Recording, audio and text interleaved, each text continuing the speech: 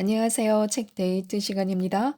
오늘 소개해드릴 책은 돈과 운을 끌어당기는 좋은 심리 습관이라는 책입니다. 류시안 지음, 원영경 옮김, 정민미디어에서 나온 책입니다. 운 좋은 일들은 매일매일 일어나고 있습니다. 로또 당첨처럼 온전히 확률에 기댄 행운이 아니라요. 우리 삶에 지렛대가 되어줄 행운의 기회가 오면요. 우리의 작은 행동 하나가 어마어마한 결과를 불러옵니다. 이 책은 우리가 어떻게 하면 더 많은 행운의 기회를 불러오는 내가 될 수 있는지, 또 어떻게 하면 그런 환경을 만들 수 있는지를 자세하게 알려주고 있는데요. 몇 가지만 소개해 드리도록 하겠습니다. 긍정적인 마인드를 가져야 합니다. 연구 결과에 따르면요, 운이 좋은 사람은 비교적 긍정적인 편이라고 합니다. 그러나 긍정적인 사람이 더 운이 좋은가를 묻는다면요, 이는 단정하기가 어렵습니다. 적어도 우리가 확신할 수 있는 한 가지는요, 긍정적인 사람이 인기가 많다는 사실입니다. 비 오는 날보다 맑은 날이 사람을 더 활기차게 만드는 것처럼요, 긍정적인 사람의 말투나 행동 거지로부터 발산되는 긍정적인 에너지 역시 주변 사람을 긍정적으로 물들일 수 있기 때문입니다. 긍정적인 에너지가 부정적인 에너지보다 심신에 더 유익함은 물론입니다. 행운아는 자기 자신을 즐겁게 만들 줄 아는 사람인데요. 돈도 많고 행복하기까지 할 수 있다면요. 이보다 더 이상적일 수는 없을 것입니다. 문제는요. 자신에게 운이 따라서 더 행복한 인생을 살기를 바라면서도 자신은 운 좋은 행운아가 아님을 드러내는 말과 행동을 골라 하는 사람이 많다는 것입니다. 생각을 바꾸는 데에는요, 연습도 필요하지만 그보다 환경을 바꿀 필요가 있습니다. 부정적인 영향에서 벗어나야만 실질적인 변화를 이끌어낼 수 있기 때문에요. 그래서 우리는요, 진심으로 자기 운을 바꾸고 싶다면 자신의 몸과 마음을 바로잡는 일부터 시작해야 합니다. 우리는 기운이라는 표현으로 자세와 몸짓 언어를 비유할 수 있습니다. 운이 좋은 사람은요, 따뜻하고 안정적이며 긍정적인 기운을 내뿜습니다. 그들이 내뿜는 행운의 빗줄기에 사람들은 자연스럽게 그들에게 이끌립니다. 반면 운이 나쁜 사람은요, 불안정하고 부정적인 기운을 내뿜으며 지나치게 기센 모습이나 필요 이상으로 위축된 모습으로 사람들의 경계심을 불러일으킵니다. 그러나 자세를 바로잡는 것만으로도 자신의 기운을 대폭 개선해서 더 좋은 첫인상을 남길 수 있습니다. 우리 모두는 운이 따르는 얼굴을 갖고 싶은데요. 성형이 아닌 스스로의 힘으로 관상운을 바꿀 방법이 있습니다. 게다가 이는 우리가 생각하는 것보다 훨씬 쉽습니다. 사람의 첫인상은요, 6초 안에 결정되는데요.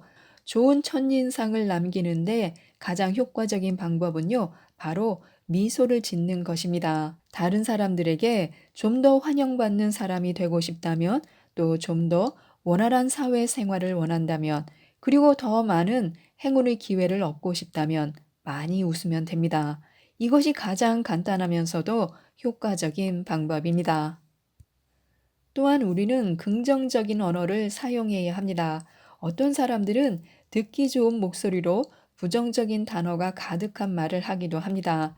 그러나 막말과 한탄을 일삼으면요, 다른 사람에게 행운의 신호를 전달할 수 없습니다. 이런 사람과 어울리면 우리도 그 영향을 받아서 부정적으로 변하기가 쉽습니다.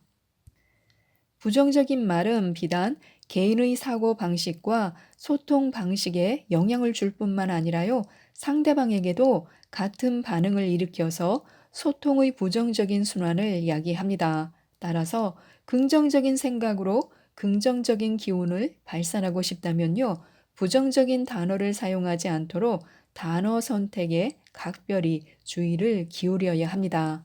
부정적인 언어는 긍정적인 언어로, 비난은 건설적인 비판으로 바꿔 말로 업이 아닌 덕을 쌓는다면요, 행운은 더 빨리 우리를 찾아올 것입니다. 뭐뭐를 해야 해를 뭐뭐를 하겠어로 바꾸는 것이 좋습니다. 아무리 재미있는 일이라도 반드시 해야만 하는 일이 되면요, 동력이 크게 떨어지게 마련인데요.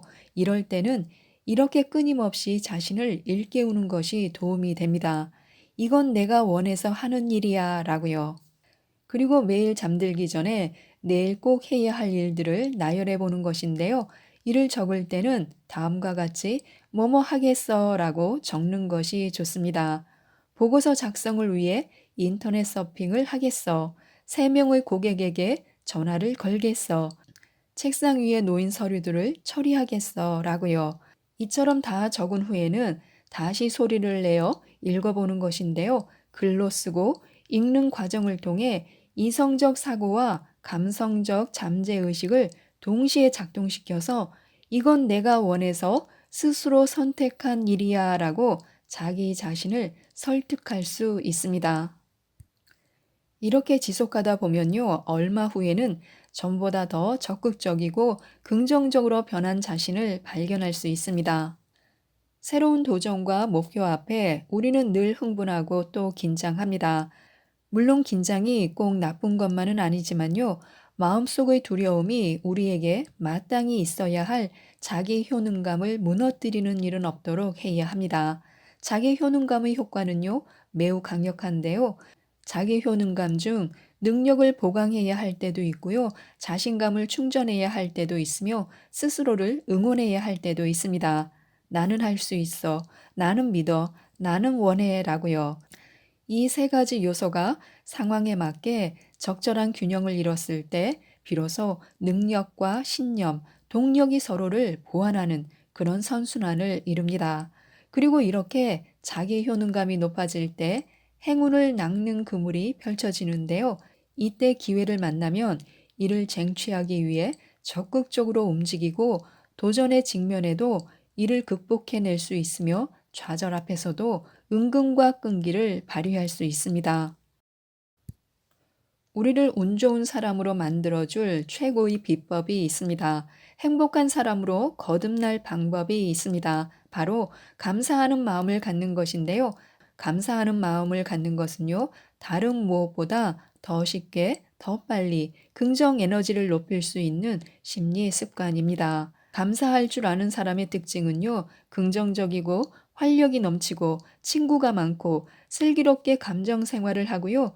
좌절을 직시할 줄 알고 주도적인 삶을 살며 잠을 잘 잡니다. 더 많이 운동하고 저항력이 강하고 더 많은 돈을 법니다. 감사할 줄 아는 사람은요, 비교적 긍정적이며 스스로 운이 좋다고 생각하는 편인데요. 자기 자신에게 감사하는 일 또한 긍정적인 순환을 만들어낼 수 있습니다. 작가 제프리 제임스는요, 평생의 성공을 좌우하는 열쇠는요, 항상 감사하는 마음을 갖는 것이라고 말했습니다. 감사할 줄 아는 사람은요, 자신의 삶에서 일어나는 좋은 일들을 쉽게 알아차리고 자신의 성과를 마음껏 누리기 때문인데요. 그런 까닭에 더욱 적극적으로 성공을 추구하며 일이 생각처럼 잘 풀리지 않아 좌절할 때도 평상심을 유지할 줄 압니다. 용서란 단순히 관두는 것이 아닙니다. 싸움할 때 습관적으로 관두자라고 말하는 사람들이 있는데요. 마음속으로는 전혀 그럴 생각이 없으면서 하는 말입니다.